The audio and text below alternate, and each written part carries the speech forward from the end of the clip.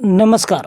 ठरलं तर मग या सिरियलमध्ये सायली सचिनला खूप जापत असते, विविध प्रश्न विचारत असते, उलट तपासणी करत असते. सचिनला नाकीनऊ येतात तरी देखील तो प्रश्नाचे उत्तर देतो, पण सगळे खोटारडे हे सायलीच्या लक्षात येतं आणि ती त्याला बोलून देखील दाखवते. तुमचा खोटारडेपणा नक्की मी जगासमोर आणून दाखवे, कारण तुमचे डोळे आणि तुमचे शब्द सगळे अडखळत आहेत. सचिन सगळं विसरून जा असं बोलतोय, पण मी सर्वांसमोर हे आणणारच असं सायली ठणकावून त्याला सांगते. सचिन रेषेला पेटलेला असतो. शेवटी तो तिथून निघून जातो. इकडे प्रिया देखील अस्मिताचे कान भरायला कमी करत नाही. ती बोलते की अस्मिता तू बरोबर करत आहेस, नवऱ्याच्या बाजूने उभे आहेत, सर्व लोक माझ्या विरोधात उभे आहेत आणि हीच कशी माझ्या बाजूने उभी आहे असे विचार करते आणि तन्वीचं अस्मिता काही ऐकायचं नाही ठरवते. इकडे अस्मिता सचिनला पुन्हा ठणकवून सांगते की काही केलं तर मी सर्वांसमोर हे आणणारच. सचिनचं हे वागणं सायली, अर्जुन आणि सर्वांना खटकतच आहे, पण हे सिद्ध करणारच मी असं देखील ही सायली बोलते. आता इकडे अर्जुनचे भांडणं चालूच असतात. अर्जुन त्या माणसाला अगदी हाकलून द्यायच्या मार्गावर असतो, पण चैतन्य मध्ये पडतो आणि सॉरी बोलतो. तर सॉरी का बोललंस या व्यक्तीला, तो चुकला आहे ना असं अर्जुन बोलतो.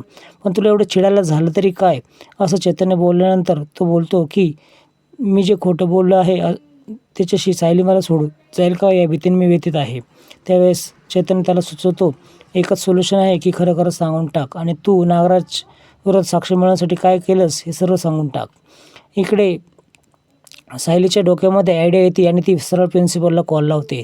ती बोलते की तुमच्या इन्स्टिट्यूटमध्ये एक मुलगी शिकत आहे, तिचे डिटेल्स मला मिळेल का. त्यावेळेस ते मी डिटेल्स मी देऊ शकत नाही. त्यावेळेस सायली एक आयडिया लावते की त्या मुलीमुळे तुमचं रेप्युटेशन खराब होऊ शकतं, कारण ती फेक ID क्रिएट करून तुमचं नुकसान करत आहे.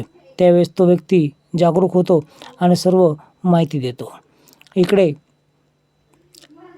कल्पना बोलते की सायलीला बोलून आण. वर त्या प्रिन्सिपल सरांशी हे सायलीचं बोलणं चालू असतं. ते भरपूर डिटेल्स देतात आणि हे व्यक्ती आमच्याकडे शिकायलाच नाही, हो तर मी लेटर पॅडवर लिहून द्यायला तयार आहे असं सायली म्हटल्यानंतर तो तयार होतो. तो फेक ID जो क्रिएट केला आहे तो सरांना पाठवते आणि ते देखील कबूलतात की ती व्यक्ती आमच्याकडे शिकलेलीच नाही, पाठीमागून ही प्रिया आलेली असते.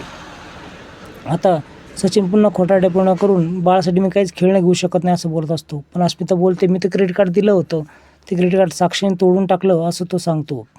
आता ही सायली अर्जुनची समजूत काढत असते आणि हा सचिन खोटं बोलून तिच्याकडून डेबिट कार्ड घेतो. त्याच्यामध्ये भरपूर पैसे असतात आणि ह्याला खूप आनंद होतो. आता ही सोन्याची कोंबडी दुसरी ह्याच्या हाती लागलेली असते. हा धुरंधरच दिसतोय.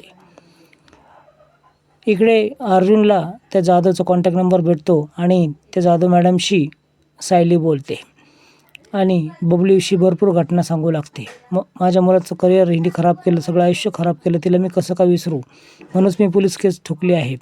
आता सायली विनंती करते की आम्हाला जास्त माहिती त्या मुलीविषयी हवी आहे आणि तुम्ही आम्हाला भेटू शकता का. त्यावेळेस ती कॅफेमध्ये भेटण्याचं ठरतं. आता सर्वजण कॅफेमध्ये भेटतात. त्या जाधव मॅडम, सायली आणि अर्जुन भेटतात आणि त्यांच्याकडून असं कळतं की तिच्या जळलेलं लाकूड तिला मारल्याची खून तिच्या पाठीवर आहे. आता प्रिया विचार करते, मैनाकडे ही तर गेली नाही, मग गेले कुठे असेल.